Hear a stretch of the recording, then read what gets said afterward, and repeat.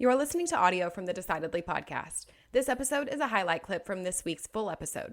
To listen in on the complete conversation, see the show notes for the link to the complete show. You can help us out by leaving us a 5-star review wherever you listen to podcasts. We appreciate every bit of your support. I'm Morgan McKittrick, your producer, and this is Decidedly.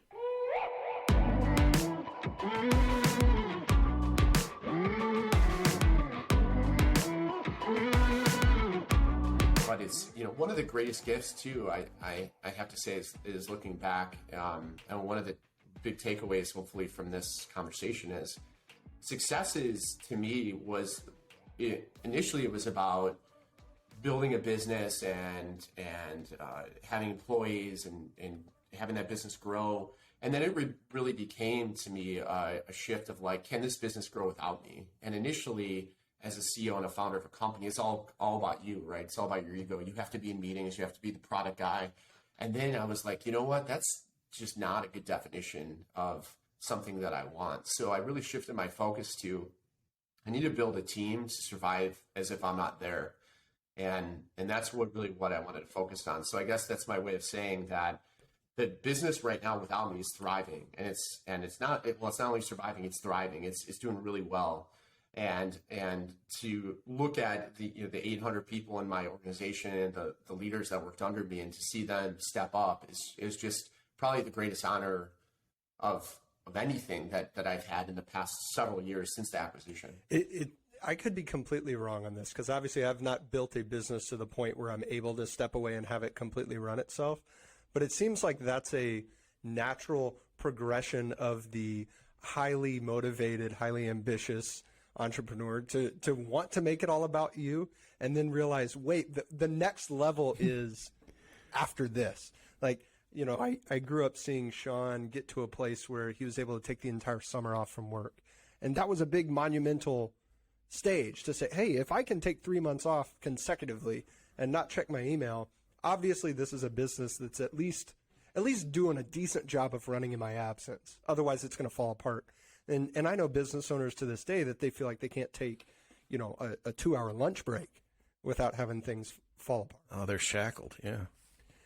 Yeah, no, it's so right on. And Sean, I commend you for doing that and leading by example there, because the definition of this changes over time, right? And it's of your perception. And, when you're young and you're hungry, again, it's just about like, hey, can I even create a company? Can I get revenue? Can I get employees? And then once that starts growing, it's just like the measurement of this changes over time significantly. Yeah, I think you go from, when you first start out, and I think when you first start out, a lot of the businesses are about you, right? Because it's just you working it, or just one or two people. And you get through this survival phase. Are we going to make it? Can I make payroll? Is this going to really be working? And then you get to this sort of maintenance part where you're like, okay, I think I can make it. I think, we're going to be okay. And then you sort of move up and say, all right, this can actually be really successful. And then from there, you get to sort of that enduring business that you talked about something that lasts beyond you. And it's sort of that moving to significance part of the wealth. Did you find that transition as you kind of move through business?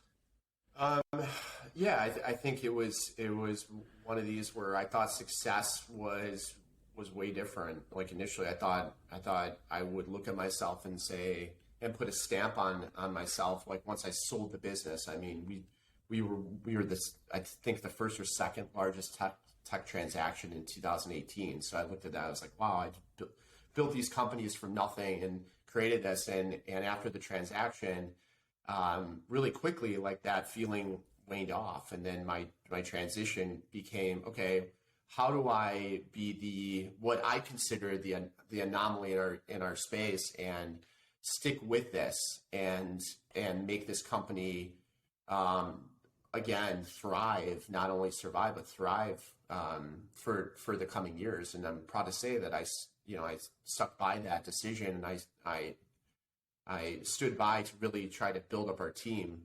And that transition it's interesting because you have to put your ego aside on things for sure. You have to establish patience and be more present, and you have to be you have to develop different skills. You know, when you're an entrepreneur and you're going at it, like you can just be a bulldog and you can make things happen. Well, when you're a leader leading a large team, you can't operate the same way. So it's definitely one of the most challenging things, but it was probably the most rewarding, like I said, watching other people grow their careers. It seems like the natural, not natural is the wrong word, but a common outcome for people who have attained a level of significance or a level of success and realize that success at that point is no longer defined by what it was when they started.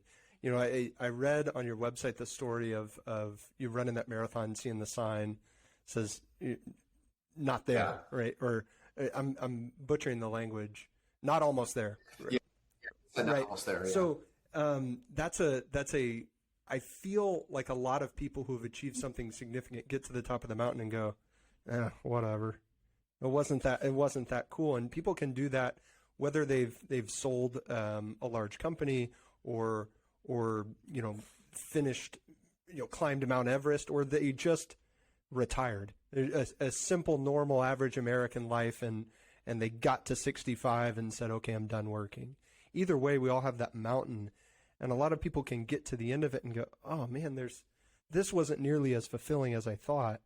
And at least what I think is that next step of realizing what success could be is to change our thinking from seeking success and shift that to seeking significance. And the only way to really achieve significance is to do something for others, whether that's the people we're responsible for leading, our employees, our family, our children, our community.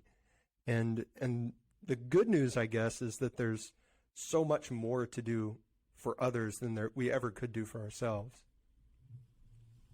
Yeah, I think that's absolutely true. And that's the key to all of this, right? To the key to life. And you guys are figuring this out. And Sean, I'm sure you have experience with this, but it's when you can give to other people, you get so much more in return, and that could be a career, that could be giving as far as just helping others that are in need. And I spend a lot of my time doing that and thinking about that, because one thing is, not only can you make an impact on someone's life, but it also gives yourself a different sense of purpose. I think you're exactly right. I have found when I sold my business, and it wasn't near what you did, but I sold my business a few years ago. And, as a financial advisor, I'd seen a lot of people go from working to not working, sort of. But in many cases, they didn't have something that they were retiring to. And they hadn't figured that out yet. They just knew that they wanted to leave something behind, and they didn't have that next goal. They didn't have that next Mount Everest that they were going to climb, like you were talking about, Sanger. And so what happened was they ended up sort of reverting back to where they were. I talked to them 6-9 months later, and they're doing contract work for the company they retired from that they couldn't wait to leave, 2 years ago. And so I think it's super important to figure out what is that next thing that you're wanting to accomplish. What is that next thing that you're wanting to do? Yeah.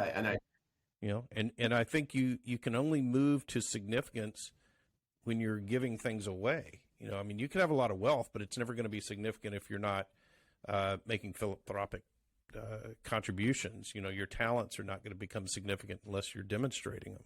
Your time's not significant unless you're giving to people that you care about or need your assistance. Yeah, no, I think that's right on. And one of the scariest things that you think about is, okay, well, what if I just stepped away from these companies that you've built? It's hard for others to imagine, but when you've created something, you've interviewed, your first 150 employees, you've built out the offices literally like with your own hands, and then that company grows and you sell it. It's just this weird feeling. It's just like, like technically you don't own it, but I wanted to, and Cars.com did a great job making me feel like I still had ownership and I had decision-making power and I had all that. But the thought at that point in time of just like walking away from everything was just really tough, especially since I've been in the industry that I'm in for the last couple decades. So one of the things that I wanted to do and what I've learned from others is just start something, start creating your own luck by doing something else that interests you and see where that goes. And that led me to what's going to be my next venture.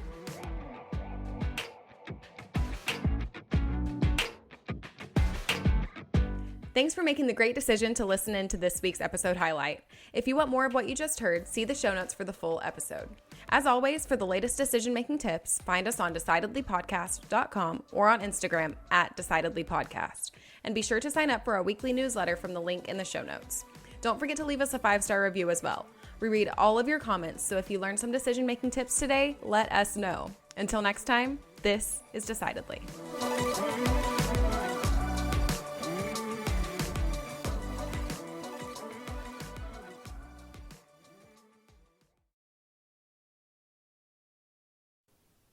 Insights, advice, and comments provided by Sean Smith, Sanger Smith, and speakers identified as part of the Decidedly podcast should not be considered recommendations. Speakers who are not identified as members of Decidedly are expressing their own opinion, and their statements should not be construed as reflecting the views of the Decidedly team. This podcast is produced solely for informational purposes, not personalized advice.